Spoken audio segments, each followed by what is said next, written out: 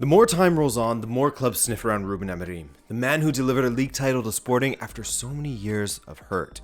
RB Leipzig, Manchester United, and more have been rumored, but who is he, and why is he so highly rated?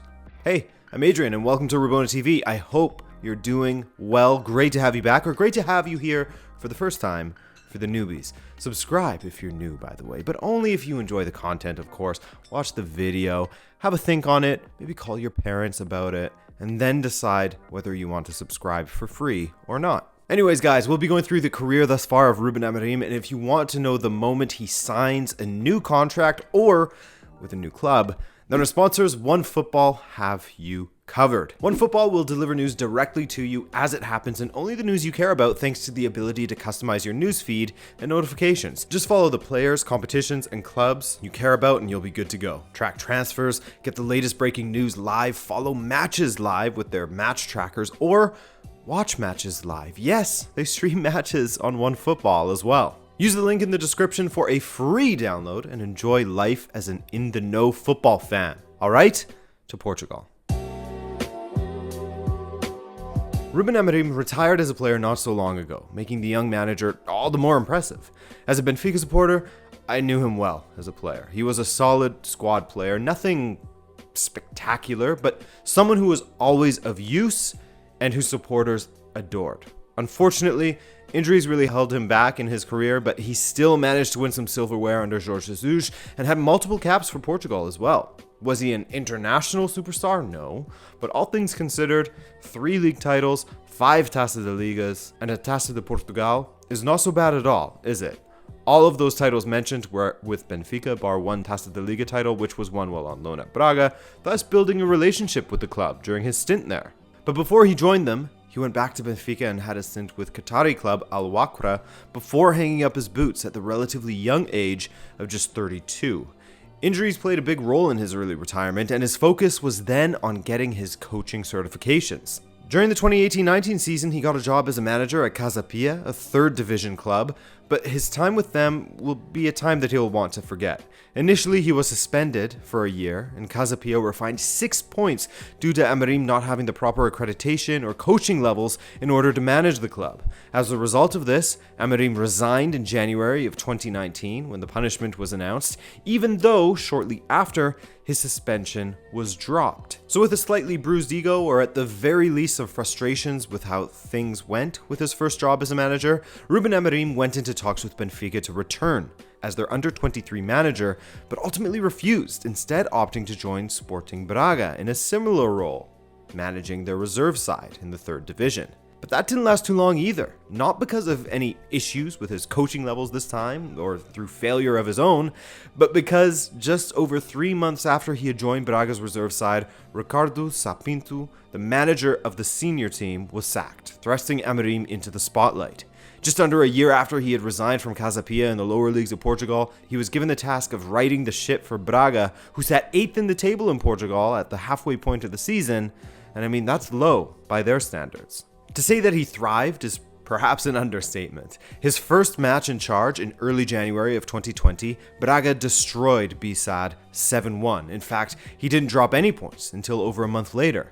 In that time, he did some incredible things, such as beat FC Porto 1-0 in the Taça da Liga or League Cup final, or how about how he beat Benfica away in the league in February, something that Braga hadn't done for 65 years. In fact, domestically with Braga, he didn't lose a single game, his only 2 losses with the club being in the Europa League, and the Lions began to circle. March 4th, 2020, and Sporting Clube de Portugal announced that Ruben Amorim will take over as manager of the struggling club. The post-Bruno Fernandes era was particularly difficult for their former manager, Silas, to navigate, and with the incredible run that Ruben Amorim had Braga on, they went for him, paying his €10 million release clause for his services. By the way, that made him the 3rd most expensive managerial signing at the time. His current release clause with Sporting, by the way, just looking into the future, is at $30 million. At Sporting, he rounded out the season with 6 wins, 3 draws, and 2 losses, losing only to Porto and his former club, Benfica. But in his next season, my goodness, Amorim took Portugal by storm. Sporting hadn't won the league since 2002, and he looked to rectify that. For the last few seasons, Bruno Fernandes had carried Sporting on his back, scoring a ridiculous amount of goals, especially for a midfielder, and racking up the assists. And without him in the squad, Amorim had to find a new talisman. And he absolutely did that via Pedro Gonçalves. He immediately left his mark on Sporting, and reintegrating João Palhinha, whom he had previously worked with at Braga, into his Sporting setup. We'll speak more about his tactics and setup later, don't you worry. On top of the names mentioned, he got the best out of Sporting's youngsters. At the beginning of the century, Sporting's academy was considered one of the best in Europe. Perhaps the stream of talent had died down a bit, or perhaps it was just overshadowed by Porto and Benfica's academies, coupled with the disaster of a club that Sporting was behind the scenes at least. But Amorim was able to get the most out of some of the youngsters at Sporting. Nuno Mendes, now of PSG, is of note, as is Gonçalo Inácio, Thiago Tomás, Gonçalo Esteves could be the next one on deck to make a mark, but I'm getting ahead of myself here.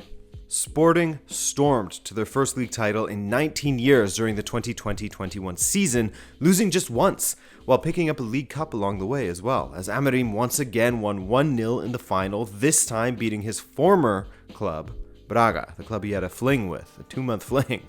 And the achievements don't stop there, as Sporting looks strong this season as well, tied for first alongside Porto in the league, still in every cup competition domestically, and for the first time in over a decade, he managed to get Sporting out of their Champions League group, besting Borussia Dortmund to advance alongside Ajax. Not bad. So, how has he done it? Amorim typically employs a 3 at the back formation, either a flat 3-4-3, 3-4-3 diamond, or a 3-4-2-1. Sometimes he plays with a double pivot, adding further defensive solidity, while other times he'll play with a single defensive midfielder, such as a João Palhinha, who bullies the opposing team and cleans up the midfield. Behind him, Sebastian Coates has become an integral piece of Amorim's puzzle, dominant in defense, while a threat from set pieces as well. Amorim's side focuses on pressing high and winning the ball as far up the pitch as possible. His wingbacks, striker, and central midfielders, or inside forwards, all close on the opposition to limit their passing options, especially if they attempt to play it out of the back.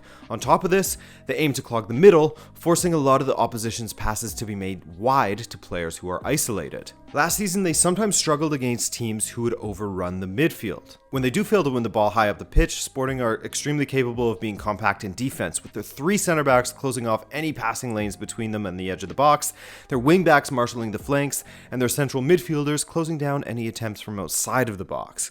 While they press with intensity, they can defend well. Their attack is not as exceptional, as their focus is on playing a clean game defensively as opposed to blowing away their opposition. They've scored 11 goals fewer than Porto this season and 19 fewer than Benfica, but their defensive record speaks for itself, with just 5 goals conceded in 15 matches.